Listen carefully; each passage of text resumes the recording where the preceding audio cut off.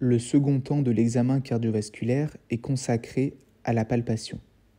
On réalise tour à tour la palpation cardiaque, la recherche des pouls périphériques, la palpation hépatique, la palpation des extrémités, de l'aorte abdominale et enfin des membres inférieurs.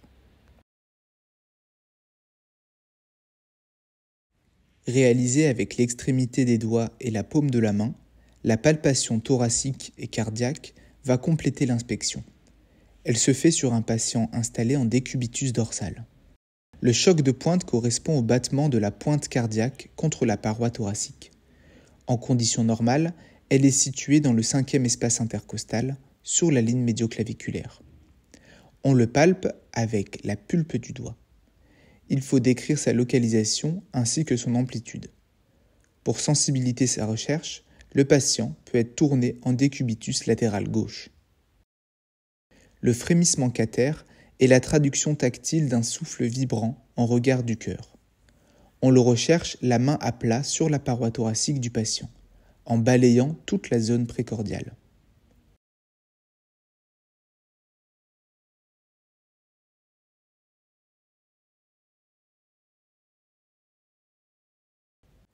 Le signe de Harzer est la perception anormale des battements du ventricule droit dans le creux épigastrique, au niveau de l'angle costo-xiphoïdien gauche. On le recherche en décubitus dorsal, jambes fléchies pour relâcher la paroi abdominale.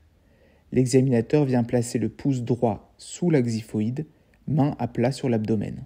Le patient prend ensuite une inspiration profonde pour permettre à l'examinateur de palper le ventricule droit. Il faut s'attacher à rechercher de manière bilatérale et comparative les pouls périphériques et centraux. La recherche d'un pouls est réalisée délicatement grâce à la pulpe des doigts de l'examinateur. Ceux-ci doivent suivre le trajet de l'artère recherchée.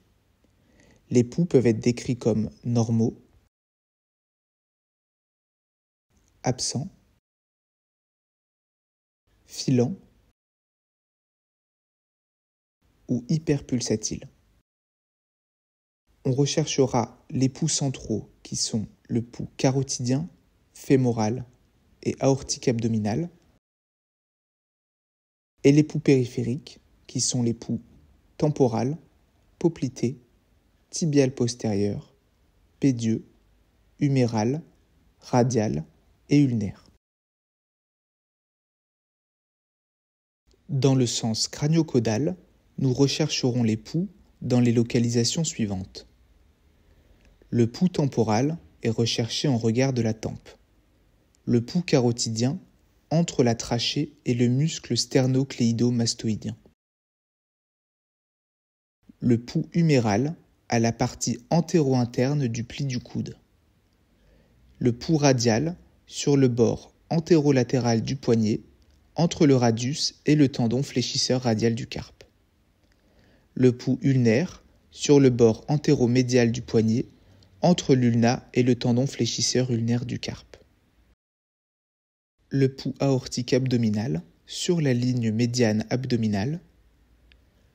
Le pouls fémoral à mi-chemin entre l'épine iliaque et le pubis. Le pouls poplité dans le creux poplité, attention à bien palper plus profondément que pour les autres pouls. Le pouls tibial postérieur entre la malléole interne et le tendon achilléen. Et enfin, le pouls pédieux sur la face dorsale du pied dans la ligne allant jusqu'à la première commissure interdigitale. La palpation hépatique recherchera principalement 3 éléments. La présence d'une hépatomégalie définie par l'augmentation du volume du foie. On peut alors palper le foie en dessous du gris costal. La présence d'une hépatalgie définie par la douleur lors de la palpation du foie. Et enfin, la recherche d'un reflux hépatojugulaire qui s'effectue en position semi-assise à 30 degrés. La tête est tournée vers la gauche. Le clinicien vient alors appliquer une pression vers le foie en maintenant cette position une vingtaine de secondes. La présence pathologique d'un gonflement de la veine jugulaire droite est en faveur d'un reflux hépatojugulaire. Après dépression du foie, la veine doit ensuite se vider. La palpation des extrémités, aux mains et aux pieds, est primordiale pour l'examen cardiovasculaire. Il faut rechercher des anomalies de température, une élévation qui peut signer une inflammation dans le cadre par exemple d'une thrombophlébite, alors qu'une froideur, elle, va être par exemple en faveur d'une ischémie du membre ou d'une insuffisance circulatoire. La recherche de troubles de sensibilité et de mobilité au niveau des extrémités est également importante dans l'évaluation d'une éventuelle ischémie de membre.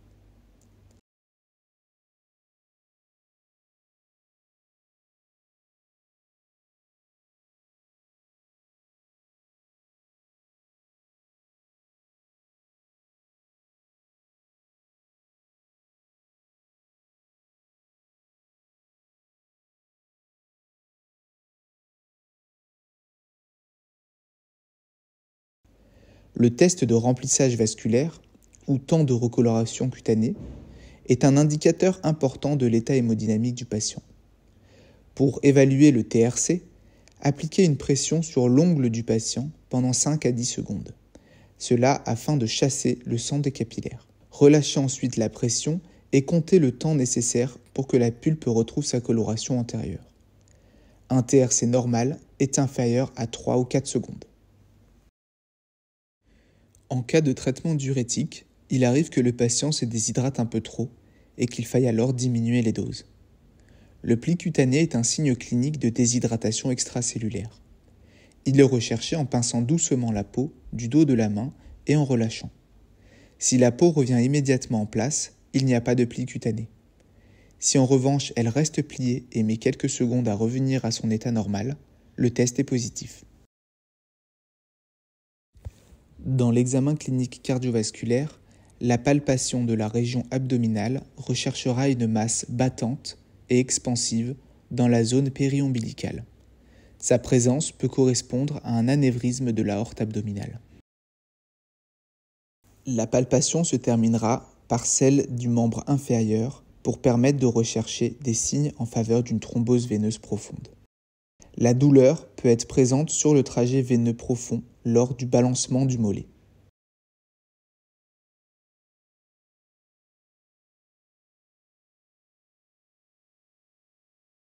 Le signe de Homan permet de rechercher une thrombose veineuse profonde du membre inférieur. Le genou est fléchi à 90 degrés, puis l'examinateur exerce une dorsiflexion de la cheville. Si une douleur du mollet apparaît, le test est considéré comme positif. Également, la recherche de signes d'insuffisance veineuse chronique peut être réalisée à l'aide de différents tests. D'abord, le signe du flot. Le patient est debout, la percussion répétée de la portion initiale de la veine grande saphène, donc en distalité du membre, envoie une onde de pression retrouvée par l'autre main à la racine du membre. Ici, le sens du flux est physiologique.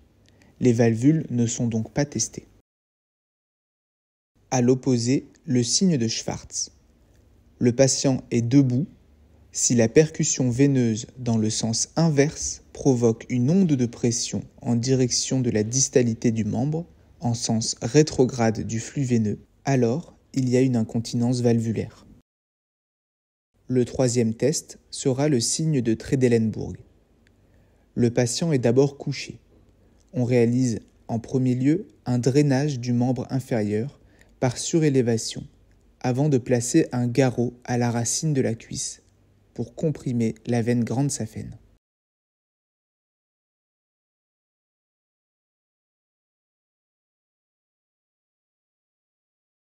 On met alors rapidement le patient debout avant de retirer le garrot. En conditions normales, les veines doivent se remplir lentement de la distalité vers la proximalité. C'est le sens physiologique. Et l'ablation rapide du garrot n'a aucun effet. En cas d'incontinence de valvule ostiale saphène, en proximalité du membre, l'ablation du garrot provoque un remplissage brutal de la veine saphène.